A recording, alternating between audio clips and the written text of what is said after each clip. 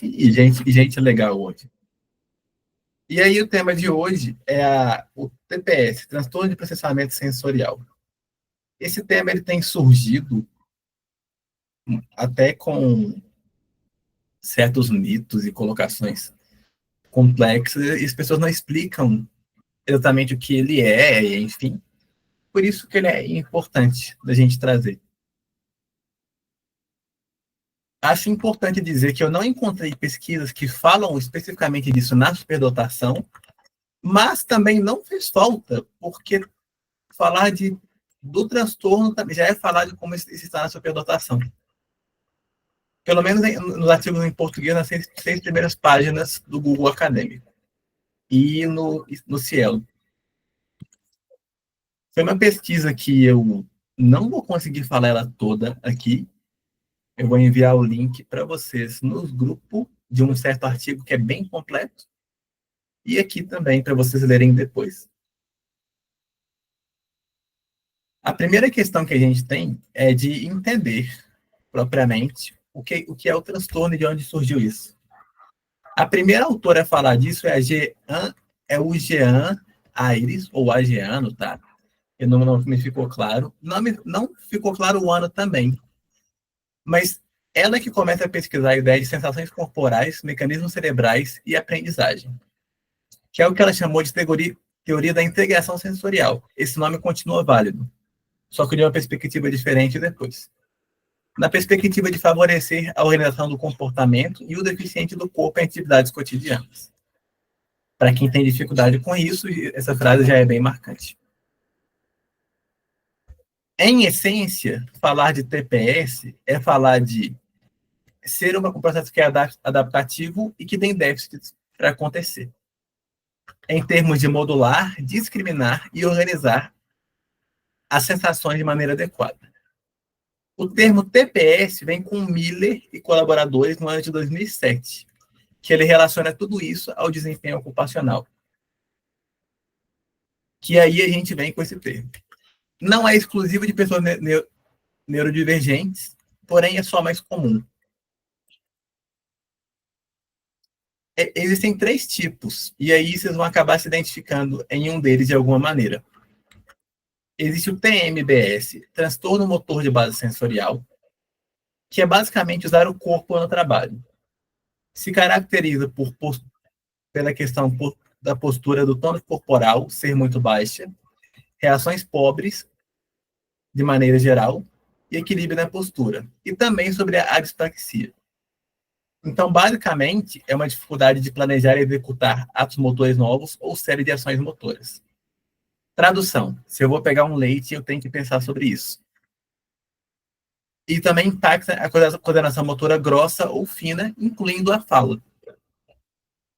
O que talvez me colocaria aqui em termos da fala, que eu sempre tenho que voltar para a fonoaudióloga. Também tem o TDS, transtorno de discriminação sensorial, que é a percepção e diferenciação de estímulos visuais, táteis, vestibulares, proprioceptivos. Vestibular e propriocepção são 2 sentidos diferentes que a gente tem, que na verdade são 8 no total. Esses fazem parte. O sentido vestibular é basicamente o equilíbrio e o senso interno. O proprioceptivo é tudo aquilo que a gente sente e que é relativo ao próprio corpo, inclusive os afetos nesse processo.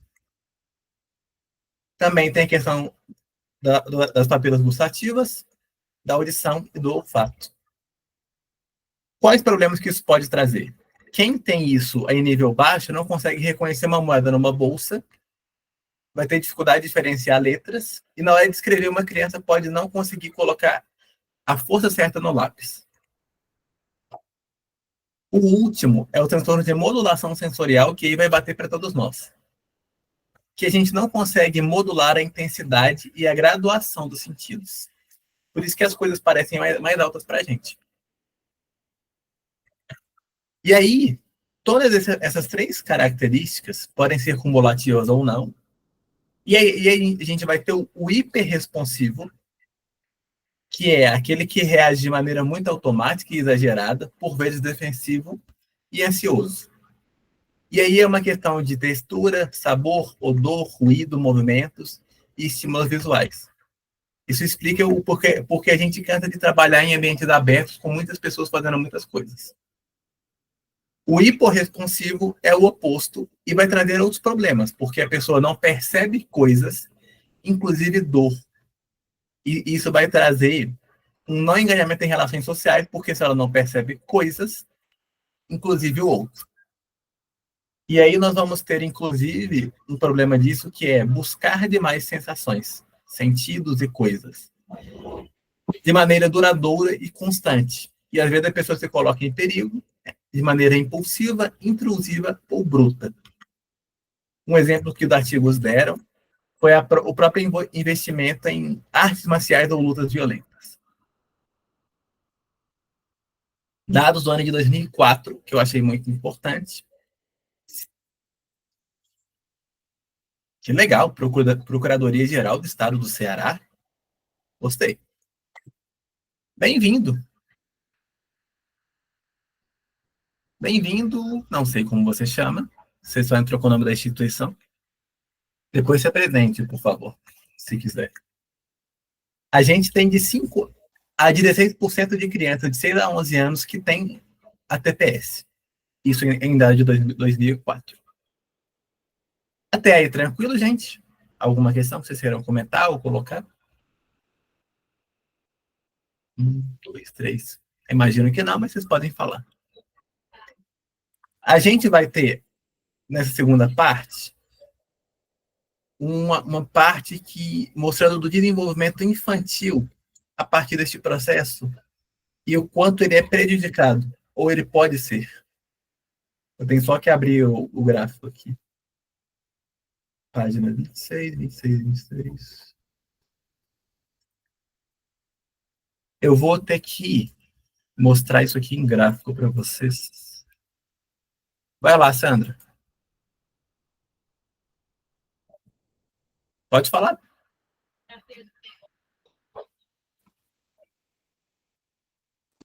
Eu levantei a mão errado, Rafael.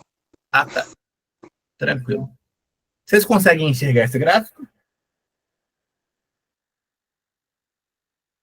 Eu preciso dar um zoom para vocês, só para eu saber como é que eu faço com isso.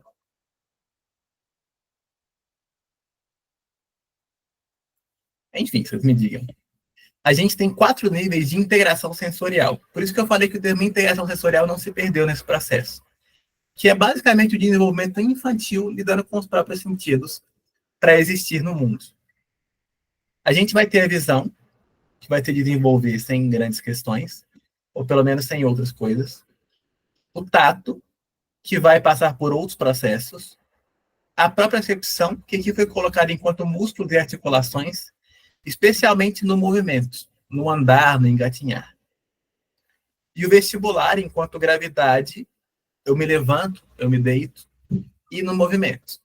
E a audição, que vai ter uma relação direta com a fala e com a linguagem no geral.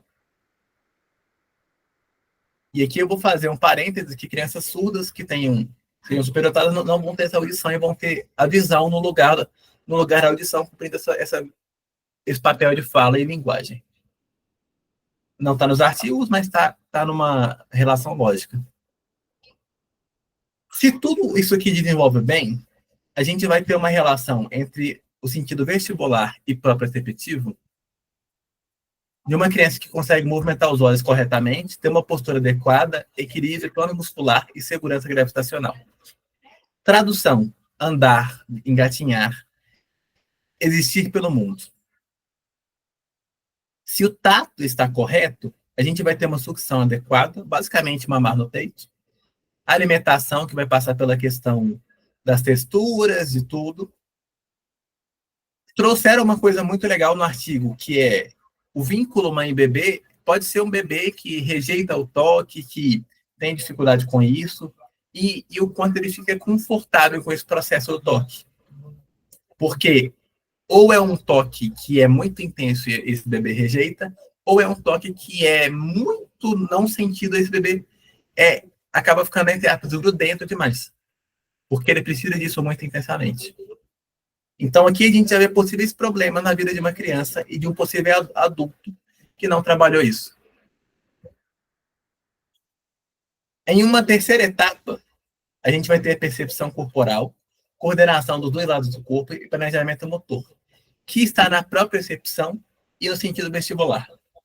Se alguma dessas coisas não funciona bem, a gente não consegue segurar alguma coisa. Pegando o exemplo da adolescência, mesmo a adolescência neurotípica, é aquele adolescente que não sabe o tamanho do braço e derruba as coisas. A ideia de direita e esquerda está colocada aqui, a ideia de onde está meu corpo está colocada aqui também. Pensando no tato e percepção, nível de atividade, atenção e estabilidade emocional. Se essas duas coisas não estão bem, ou eu faço muita atividade, ou a minha atenção está desregulada, ou a minha emoção se desregula. E por fim, em um quarto nível, a gente vai ter a fala e linguagem enquanto comunicação, na visão para a pessoa surda, na audição para uma pessoa ouvinte. Coordenação olho-mão, que um exemplo muito claro disso é o digitar sem olhar para o teclado.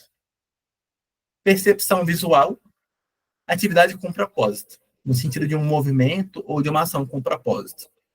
Tudo isso, em teoria, se tudo vai correto, desemboca na habilidade de concentrar, de se organizar, autoestima, autocontrole, autoconfiança, aprendizagem acadêmica, capacidade de abstrair e raciocinar, e entender se você é destro ou canhoto ou é ambidestro, e como você funciona em termos cerebrais. O que não está no artigo, mas foi uma palestra que eu vi com uma TO especializada em pessoas neurodivergentes, é o quanto a gente lidar com isso realmente é sobre segurança emocional. Essa TO, ela chama Polly, ela é até bem famosa, inclusive, criou uma clínica só pensando para isso, com profissionais que ela treinou, que ela tem método próprio. Ela coloca a gente num balanço e a gente vai lá balançando, balançando. O jeito que a gente balança, a energia que a gente coloca, fala sobre segurança, sobre coordenação motora, sobre vivência de vida. E que passa por todo esse processo. Eu achei bem interessante essa relação. Nesse sentido, vocês têm alguma pontuação antes de aprofundar sobre tudo isso?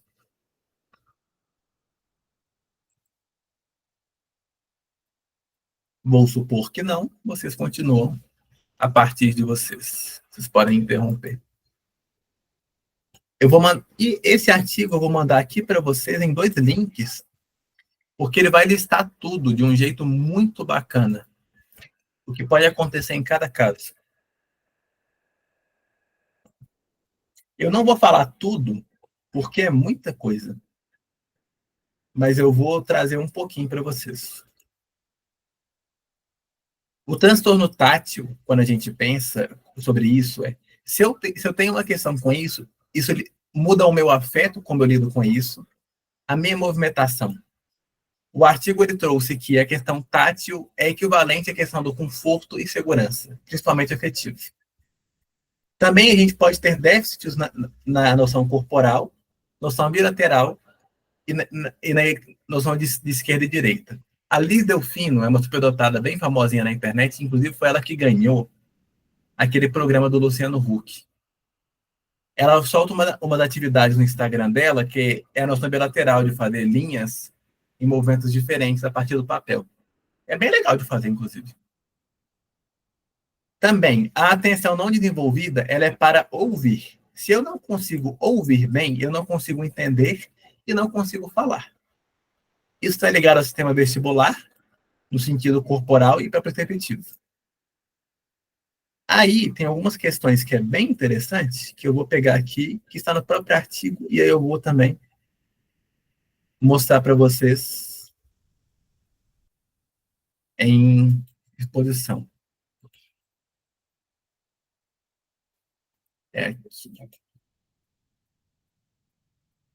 Como vocês conseguem ver aqui, a gente tem colocado essas 3 coisas em gráfico. Você pode ter na modulação sensorial, você se tem muita resposta, pouca resposta, ou você procura muitos estímulos. Se é uma questão de base, é uma questão de postura, ou uma questão de fala. Se é uma questão de diferenciação, passa pelos 8 sentidos, pelos 7, na verdade. Porque aqui não está a interrupção. Aqui a gente vai ter uma coisa que é bem interessante. Vocês podem ver que tem todos os malefícios que a gente vai ter a partir disso. Para quem tem hiperresposta sensorial, a questão da textura vai incomodar, a questão de lama, a questão do caminhar ou andar descalço no carpete ou na grama, né, Aline?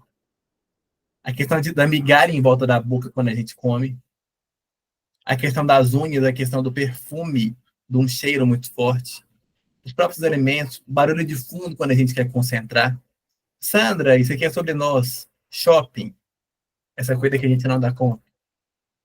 Som alto que chama atenção, sirene escolar, criança, neurodivergente, super se incomoda com a sirene de escola.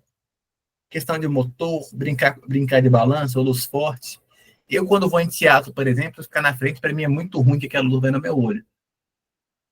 Problemas em ficar de cabeça para baixo ou coisa assim. Isso gera em uma pessoa agressividade ou impulsividade quando a gente está sobrecarregado, irritação, evitar grupos sociais, ser cauteloso ou qualquer mudança nos incomodar. Quando a gente tem, então, uma pouca resposta, a gente vai ter uma pessoa que não chora quando se machuca ou nem sente dor, o que é um perigo, inclusive. Quando alguém toca na pessoa, ela não nota. Atividade física é uma coisa que não faz sentido para ela porque ela não sente isso. Bem-vindo, outra pessoa que não tem nome, depois se apresente, por favor, no chat para a gente. Também é uma pessoa mais sedentária, porque ela também não vai sentir isso no corpo. Desmotivação para se vestir ou se alimentar, porque o comer tem sabor. Se ele não tem sabor, ele acaba perdendo sentido. É uma pessoa que está alheia ao seu redor, porque as coisas não chegam até ela. E ao próprio corpo, inclusive. A ideia do controle corporal para ir no banheiro também fica prejudicada. Isso em crianças é claramente muito sério. A questão de não usar as mãos sem lavar, porque ela não consegue diferenciar. Se é um cheiro que é ruim, ela não nota, ou até é perigoso. Ou mesmo se tiver um líquido na boca dela ou comida. O que eu consigo imaginar claramente uma situação de tomar um líquido que não pode tomar e ela não percebe. O que pode acontecer com essa pessoa por consequência? Uma pessoa que fica muito quieta, muito passiva, que não interage, que está no próprio mundo o tempo todo, é apática, não recebe comandos ou não responde como deveria responder e não tem motivação para interagir. Tudo isso a gente vai entender que é um problema e que vai ter que ser trabalhado. Quando a gente pensa em modulação, que é onde a gente vai cair, é uma pessoa que se movimenta ou gosta de buscar muitos estímulos, do toque ou da fala.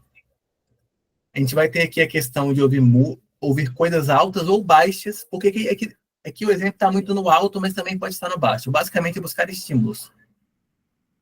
E aí é uma pessoa que vai ser muito impulsiva, intensa o tempo todo, na busca dos estímulos. Se a gente tem também o oposto, que é uma pessoa que acaba que não consegue aprender questões motoras, é desengonçada, ela não gosta de etapas, o corpo dela tem demandas para funcionar, senta com a coluna ruim, tem dificuldade em usar duas mãos ao mesmo tempo, e assim por diante. Basicamente é uma pessoa que não se equilibra e o corpo não funciona. Ela é julgada como preguiçosa, desmotivada, parece flácida, se cansa muito facilmente e não gosta do jogo tipo cabo de guerra, que é basicamente força corporal. A dispraxia, ela vai trazer fantasia também, uma pessoa sedentária ou bagunceira que não lida com a aparência muito bem, além do que ela não termina coisas pela questão motora. E se você não discrimina as sensações dos sentidos ou os estímulos, é uma pessoa que não vai saber qual parte está sendo tocada, quanta força ela usa, diferenciar sons, se organizar, se localizar, e assim por diante. Consequências. Não consegue seguir instruções, se perde, brincar com quebra-cabeça é difícil. O não diferenciar vai trazer questões sobre isso. Que aí é importante a gente entender esse processo. Tranquilo até aí? Que aí eu já me encaminho para as duas últimas partes, que aí é aplicando isso ao autismo e ao TDAH. Tranquilo, por enquanto. Perfeito. O DSM-5, ele já incluiu uma questão, o TPS como critério diagnóstico para o autismo. Então, não é só mais a comunicação, interação e aspectos rígidos de comportamento. Também tem TPS, 40% em dado de 2009. Em dado de 2011, a gente tem uma a cada 68 pessoas sendo autistas no mundo, isso eu achei muito curioso. E no Brasil, uma a cada 350, o que deve estar muito menor, inclusive, pensando hoje que a gente avançou. Mas já é um número bem alto. Veio um dado que eu achei meio estranho, que ele veio meio deslocado, mas 45 a 96% das pessoas atípicas têm alguma questão sensorial diferente. E aqui eu entendo esse dado como muito variante, porque pode ser uma questão muito diferente ou uma questão um pouco diferente. Mas isso é a interpretação minha. Isso vai ter relação com o padrão repetitivo de comportamento no autismo, porque provavelmente é a busca do conforto ou da intensidade de estímulos. O que vai ter uma relação também com a questão de buscar diferentes fontes de informações e entender que uma coisa está conectada com a outra. Do tipo, tem um carro aqui perto de mim que está com gerador. Talvez eu não conseguisse entender que esse gerador tem a ver com o funcionamento desse carro. Para ele funcionar, é um food truck. E isso é basicamente um grande prejuízo, porque pessoas autistas que não vão fazer isso não vão conseguir entender o mundo que tem símbolos relacionados. No TDAH, a gente vai ter, principalmente na modulação, que vai ser uma pessoa que ou busca muito estímulo, basicamente, porque ela não sente, ou ela foge de estímulos porque ela sente muito, e aí ela é uma pessoa impulsiva. Então, basicamente, ela vai cair nos dois extremos. Ou ela procura perigos para assim, sentir as coisas, ou ela é distraída, impulsiva, desorganizada e evita sensações. Na superdotação eu não achei, mas aí a gente já pode deduzir muita coisa. Porque a gente passa por tudo isso de várias maneiras. O que me pareceu ser carente nas pesquisas sobre isso. Para variar, temos carência em pesquisas sobre superdotação e coisas ao redor. E aí, a gente vai ter que entender, olha que legal, um monte de gente nova hoje. Que alegria. A gente vai entender, então, que na superdotação, a gente vai passar por tudo isso à nossa maneira. Muito provavelmente pela hipersensibilidade. Eu desconheço um superdotado que tenha hipossensibilidade. O que não é uma questão que não pode, que não quer dizer que não ocorra. Eu estou falando do universo que eu já frequentei.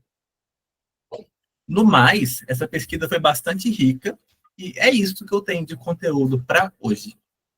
Quem chegou novo, se pudesse se apresentar, por favor, pelo menos no chat. E abram um verbo das experiências de vocês sobre isso.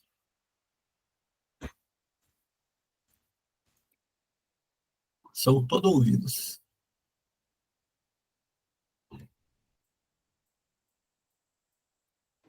Eu vou falar então sobre as minhas experiências. Eu, desde muito cedo, eu percebi que eu tinha coisas que as outras pessoas não tinham, sabe? E são coisas assim que ainda hoje, mesmo depois de adulto, me incomodam muito. Por exemplo, questão de roupa. Eu não consigo usar tecidos que são muito leves, assim, que tem aquele toque frio. Por exemplo, seda. Eu não consigo usar roupa de seda, eu não consigo usar roupa de cetim. Esses tecidos tecnológicos que eles absorvem o suor, eu não consigo usar porque me incomoda muito. Mas eu gosto, por exemplo, do edredom pesado mesmo no verão. Aí eu uso, mesmo no verão, eu tô com um edredom pesadão, sabe? A questão de textura, tanto na mão quanto no pé. Eu não consigo pisar na grama, não consigo pisar na areia. Para dormir, a cama ela precisa estar extremamente limpa. Se tiver um pelinho assim no lençol, eu não consigo dormir. Aí eu fico procurando desesperada. É muito desconfortável. Eu tenho que arrancar todos os pelinhos para conseguir dormir. Questão de gostos também, eu tenho muita dificuldade com gosto, com cheiro.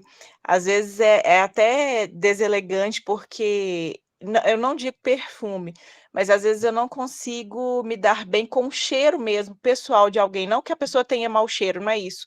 Mas o cheiro da pessoa não me agrada. E aí eu não consigo estar muito perto daquela pessoa porque o cheiro da pessoa me desagrada, sabe? A questão do abraço. Eu gosto de um abraço mais apertado. Então, se a pessoa me abraça, um abraço leve, ou então se o aperto de mão for um aperto de mão muito leve, isso me desagrada muito. Então, são coisas assim que a gente tenta mudar, tenta tratar. Já fiz várias tentativas de mudança, mas ainda não consegui, sabe? Nos meus 42 anos, ainda tenho muita coisa que me incomoda, e isso acaba atrapalhando muito, sabe? Por exemplo, a questão que o Rafael falou, questão de luz, né? Eu não consigo ir em shows que tem muita luz forte piscando, isso me incomoda. A questão de sons também, ir numa festa que tem aquele som, principalmente o som do baixo que vai batendo, assim, é como se estivesse deslocando a alma do corpo, sabe? Incomoda muito. Então, eu gostei muito quando o tema de hoje foi proposto, porque eu acho que é um tema que, para mim, assim, norteia muito a minha vida, sabe? Já deixei de fazer várias coisas que eu tinha vontade de fazer por causa do transtorno sensorial. E realmente impacta muito, sabe? Sim, justamente. Sandra, trata um pouquinho a sua belíssima experiência com shopping, acho que tem a ver com isso também.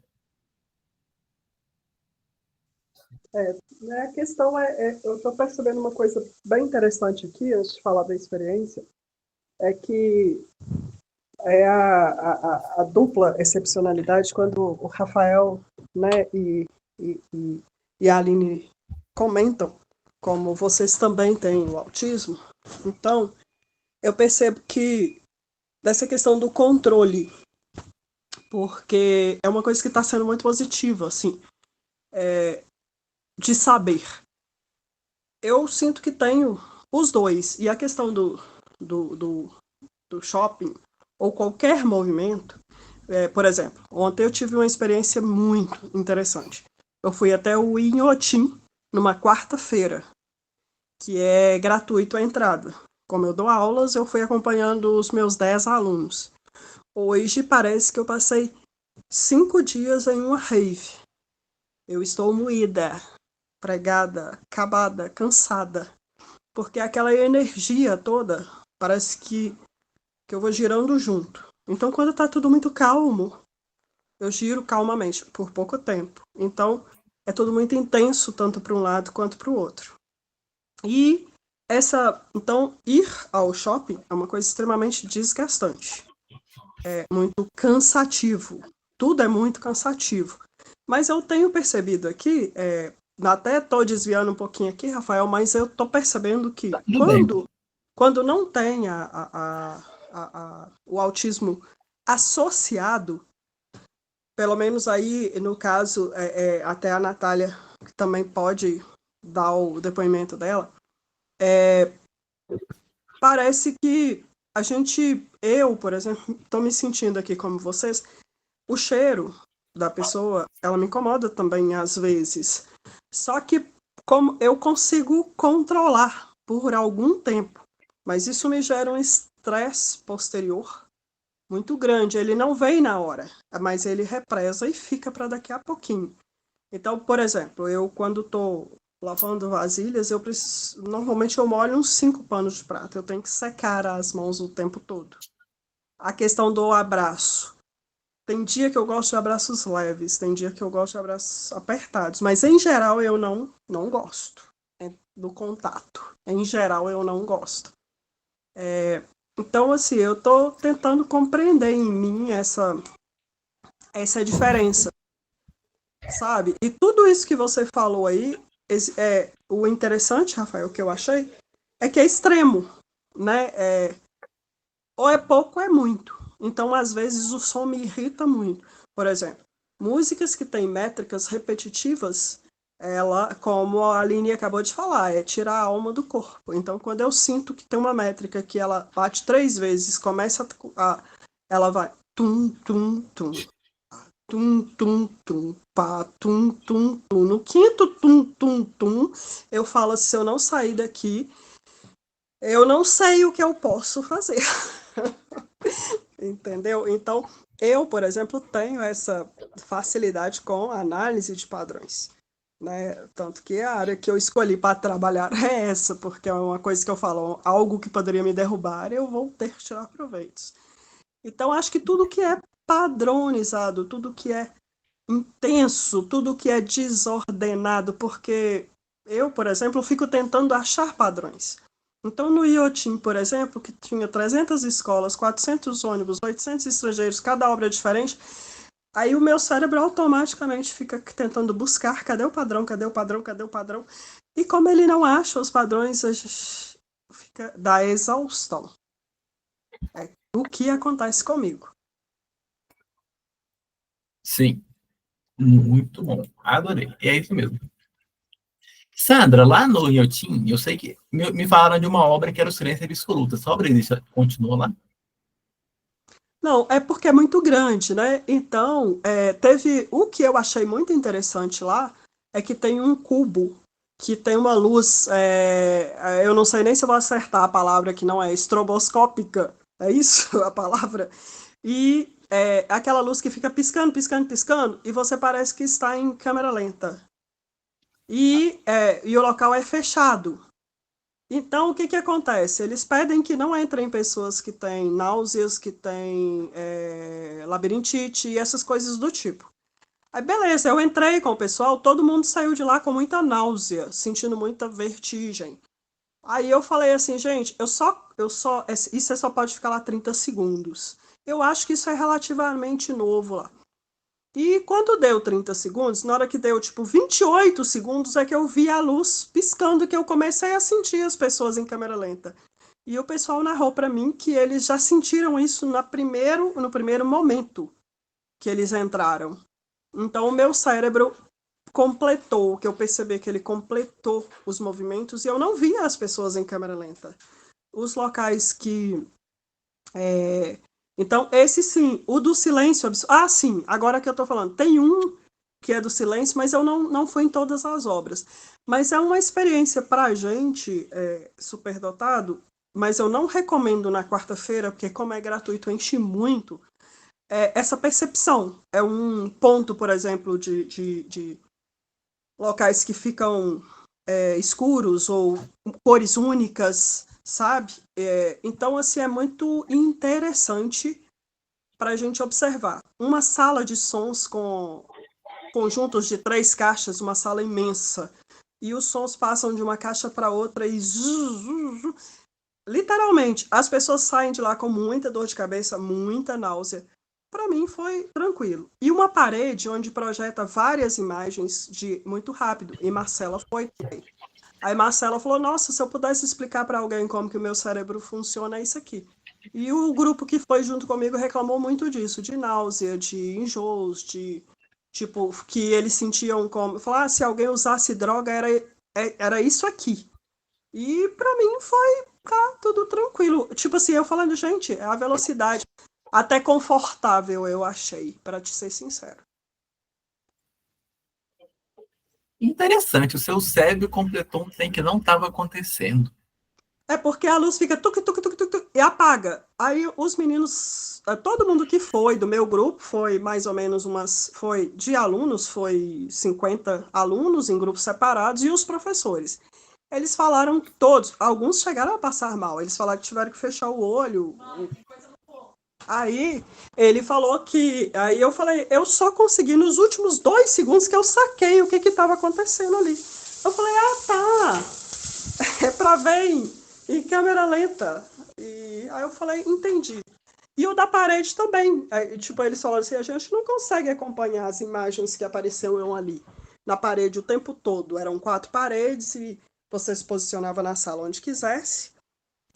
E o tempo todo apareciam imagens, é isso que você falou, desenhar com uma mão e desenhar com outra mão. Então, as 4 imagens da parede que apareciam, eu achei de certa forma.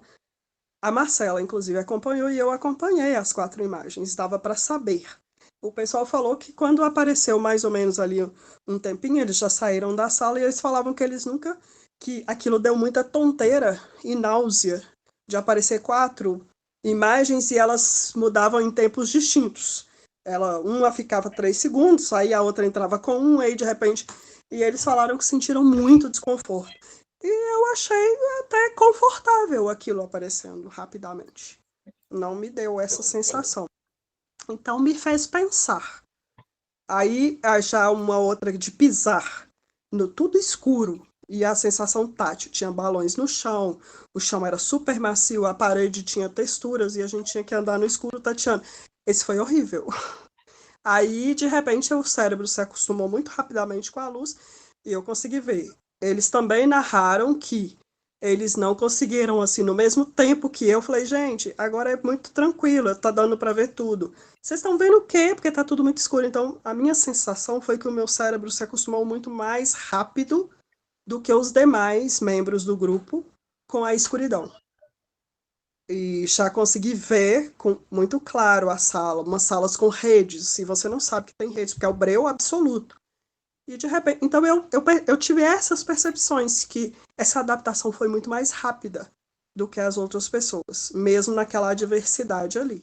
Mas eu estou atribuindo isso ao fato de não, por exemplo, se eu fosse autista, talvez eu não tivesse essa condição de aguentar ali aquele momento de, literalmente, assim, sofrimento, vamos dizer assim, inicial. E a Inclusive, questão. Rafael, a gente pode, de repente, pensar em fazer um passeio nosso um dia até lá para a gente compartilhar essas sensações, porque é muito interessante. Eu Do ponto de ia vista propor isso sensorial. agora. Eu falei antes, Eu ia então. propor isso agora. Natália, você ia falar alguma coisa? Sim, primeiro de tudo que eu quero também ir aí. Acho interessante também, tem muito tempo que eu quero ir, nunca consigo ir porque tem que tirar o dia e sozinha não vou, então seria muito bom.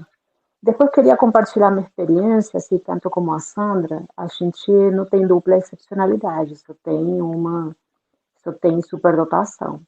E minha experiência com a sensibilidade, assim, de cheiros e tudo é boa. Eu não tenho uma experiência ruim, já que isso me ajudou e me ajuda muito em muitas coisas. Tipo assim, eu sinto o cheiro muito fácil de gás, ninguém está sentindo, eu estou sentindo. Ah, tem um negócio aí mais fechado, eu estou sentindo de longe, ninguém sente, eu sinto. Então, para mim, é algo bom, não é o que me atrapalha. Né? Eu sinto o cheiro muito rápido das coisas e nada me perturba, é algo que eu acho que é algo positivo. Também com sabores. Eu sou sensível muito a sabores e cheiros. Sabores também eu consigo sentir as comidas, né? Quando elas estão muito salgadas, eu sou muito sensível ao sal, ao açúcar, me enjoo muito rápido, né? Mas é muito bom porque eu trabalho com comida, eu trabalho com confeitaria, como vocês sabem, né? Então, eu consigo chegar a receitas bem sensíveis no sentido que talvez as outras pessoas não sintam a diferença, mas eu tiro cada granchinho de açúcar para chegar a um nível, assim, a um equilíbrio perfeito para não ficar enjoado.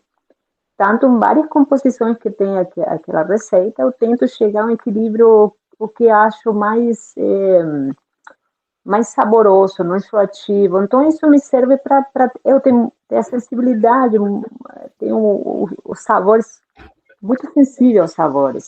Tipo assim, eu tem vez que compro coisas para confeitar e elas amargam. Ninguém sente que amarga, mas tem marcas que amargam. Ninguém sente, mas eu sinto, né? Que está amargando. Fala, não está amargando? Não, não está amargando não, mas está amargando, experimenta. Ninguém sente que está amargando, mas eu sei que o produto está amargando, porque tem produtos químicos para diferentes conservações, não sei para que colocam, que amarga. Aí mudo de marca para uma que não amarga. Porque eu falo assim, você não sente, mas se tiver clientes que sentem, né? Porque pode ter clientes que sentem também, né? Quando o produto ele tem um sabor diferente.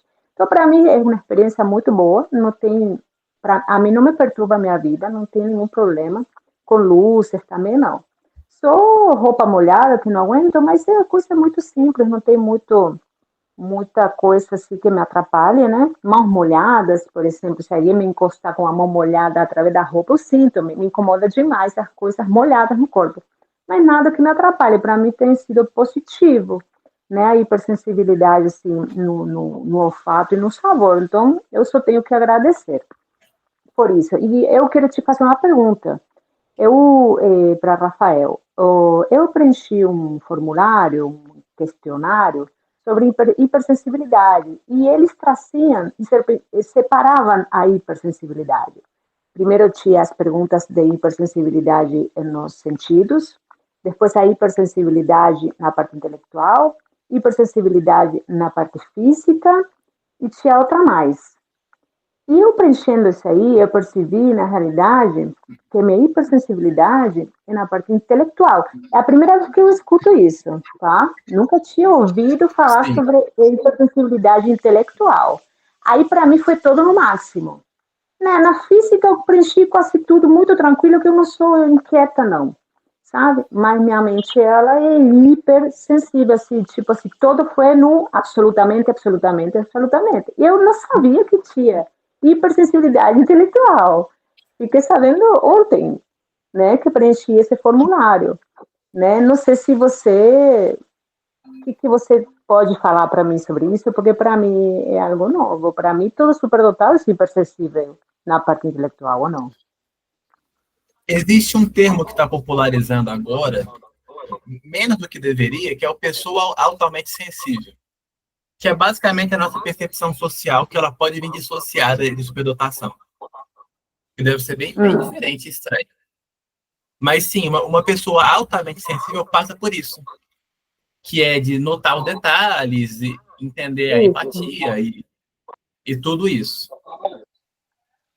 Que é a parte, tipo assim, seria como uma hipersensibilidade intelectual, seria, porque, por exemplo, quando uma pessoa chega num lugar, eu percebo muito como a pessoa está, que ela está triste, se não está triste, sou hipersensível a isso sim, sabe? A sentir o que o outro está sentindo. É mais, se eu encosto, faço um carinho em alguém, no ombro, ou passo o dedo no braço de alguém, eu consigo sentir o que ele sente, sabe?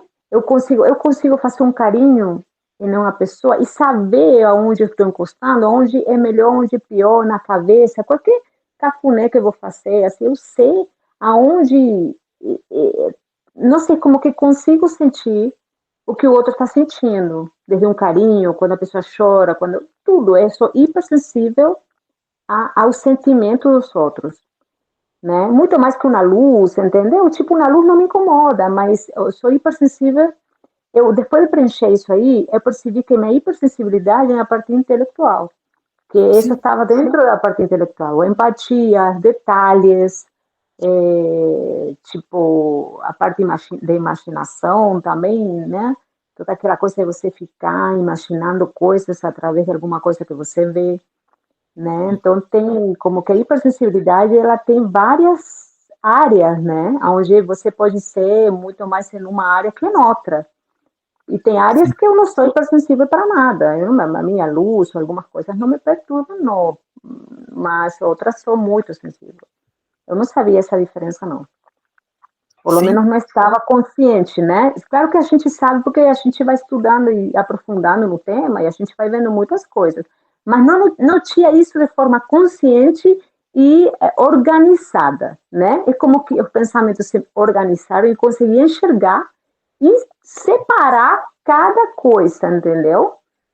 Diferentes tipos de hipersensibilidade, né? Então foi assim como um eureka, assim, que conseguia enxergar.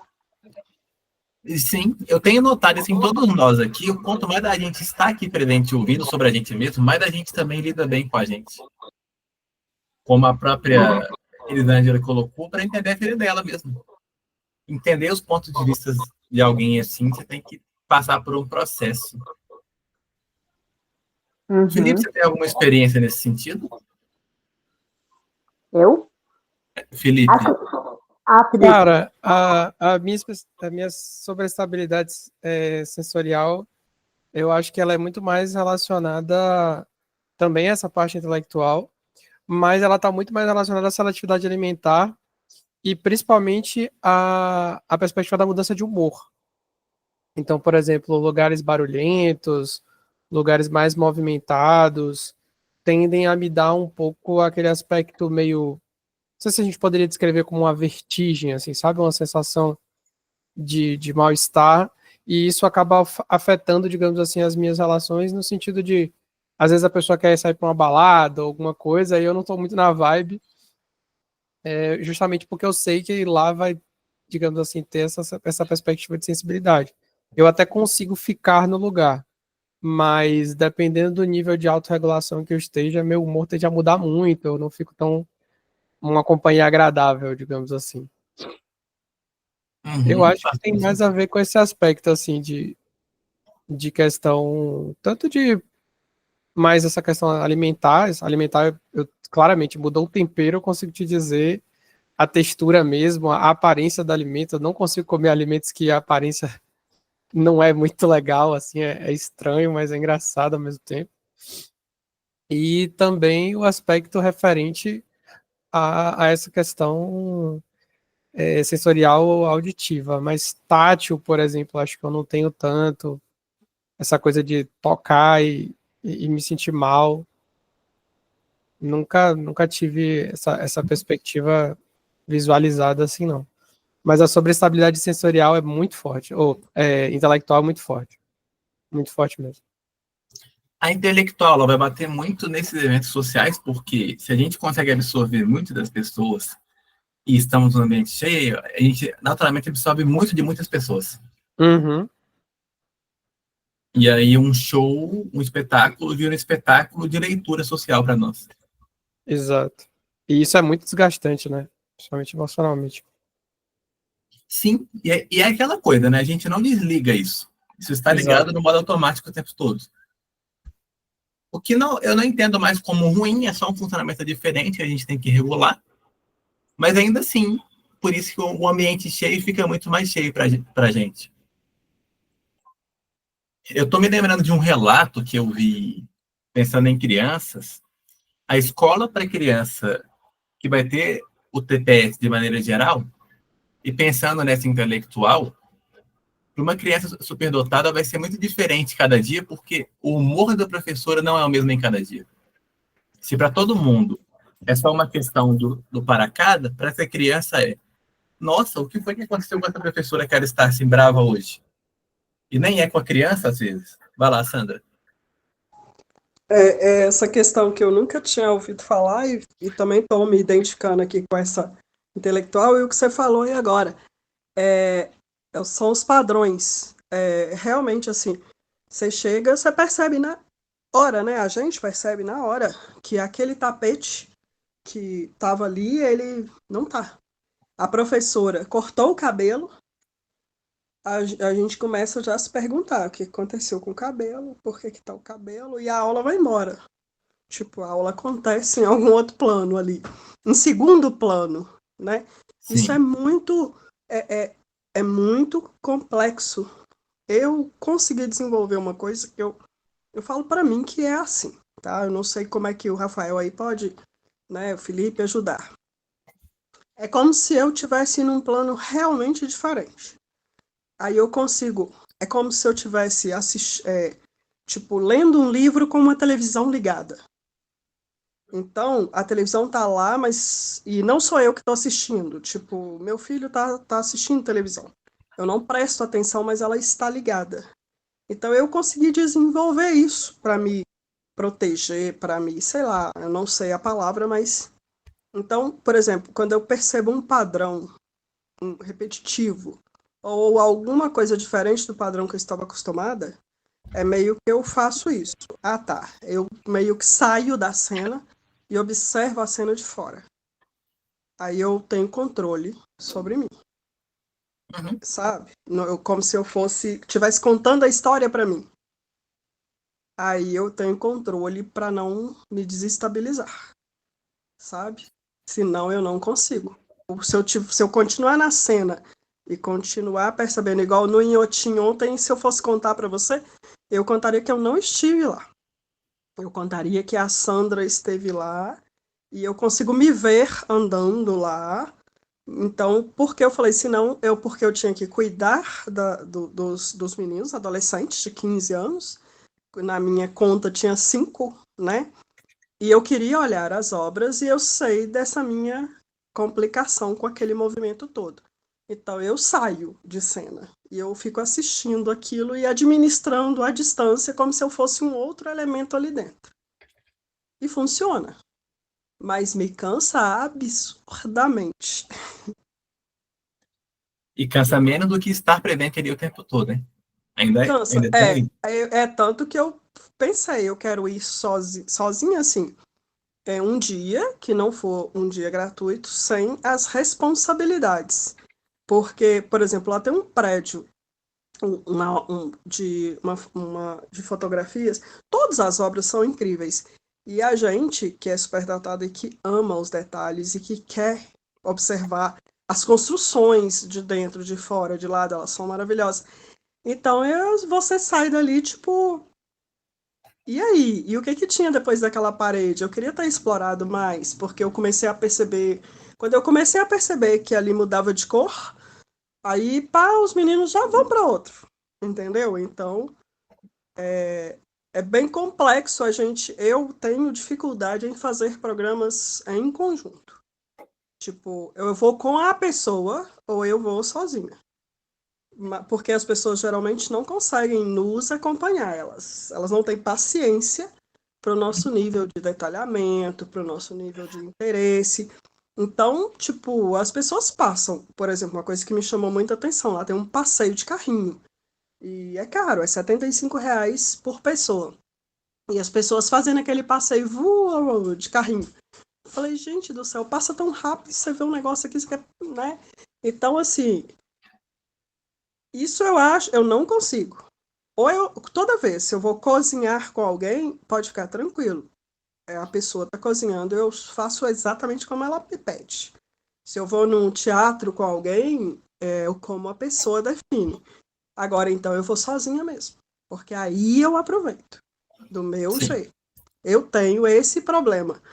Tipo assim, mas eu compreendo que não é fácil ir comigo numa coisa dessa. Então, eu não submeto ninguém a esse castigo. Entendeu? Eu vou com o outro para agradar o outro. Ou aí, depois, quando eu gosto muito, eu volto sozinha lá e repito. Sim. Eu não sei você, Aline. Vai lá, Aline. Depois eu falo o que eu tinha para dizer. Tá. Então, eu criei um recurso próprio, estilo da Sandra. Eu já falei muitas vezes aqui do buraco do infinito.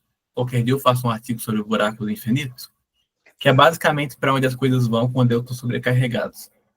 Eu ouço uma música, alguém me chama, eu capto a atenção no sentido de que a gente é incapaz de desligar, mas vai para um espaço que nem passa pela memória.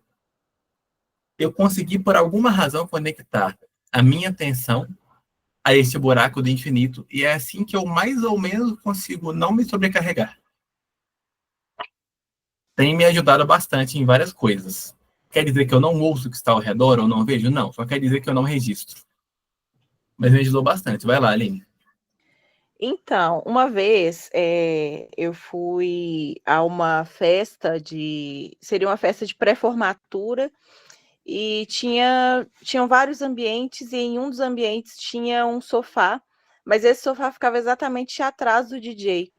E estava tão sobrecarregado com um monte de luz e aquele monte de som, um monte de cheiro, e eu sentei no sofá atrás do DJ, e assim, porque eu já não estava aguentando mais, e eu dormi, gente, uma festa bombando, todo mundo pulando, dançando, e eu dormi o sono dos deuses. Aí depois, né, passou o tempo, que eu fui estudar sobre a questão do shutdown, que aí que eu fui entender o que tinha acontecido comigo. Eu simplesmente cheguei no limite e pifei, sabe? Não consegui passar daquilo. E agora, uma coisa que você tinha falado antes sobre a questão da aparência, né?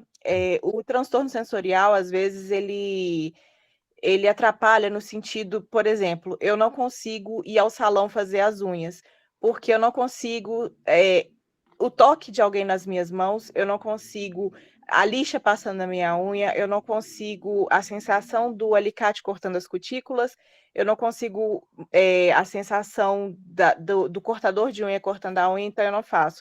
A mesma coisa sobrancelha, eu não consigo alguém tocando no meu rosto, sabe? Aí vai para o cabelo.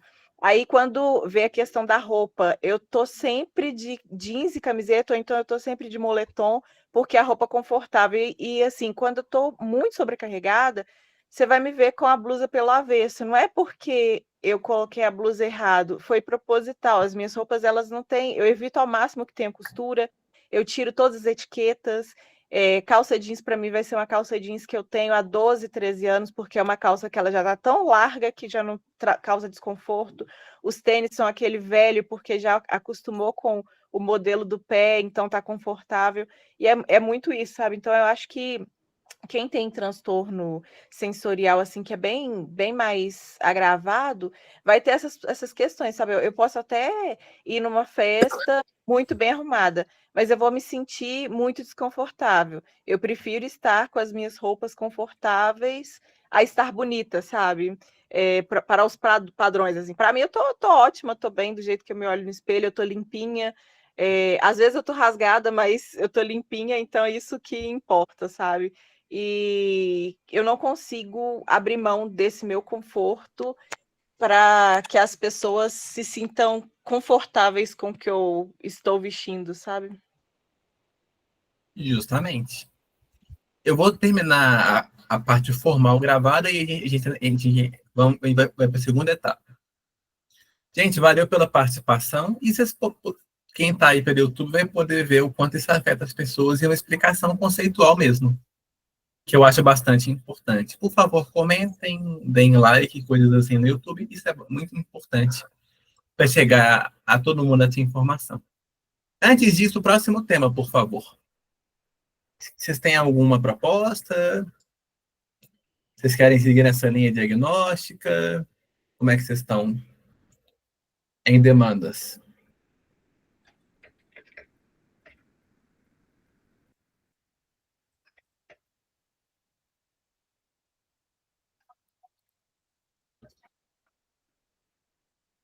A gente pode entrar no universo escolar, de novo. Eu estou com várias coisas pré-prontas sobre autismo também. Tem um que me interessa, que vai se aproximar, que é da pessoa altamente sensível, eu caí em artigos sobre isso hoje, e consequência da insexualidade, humor e assim por diante. Tem um outro que está pré-pronto, que é sobre o conhecimento enquanto mediador das relações de uma pessoa superdotada. Ou outra coisa que vocês queiram colocar. Vai lá, Sandra. Eu queria sugerir a questão da autoaceitação, aproveitando o sair da estante. Autoaceitação, adorei. Topam? Então, estamos em autoaceitação. Próximo tema. E gravação terminada.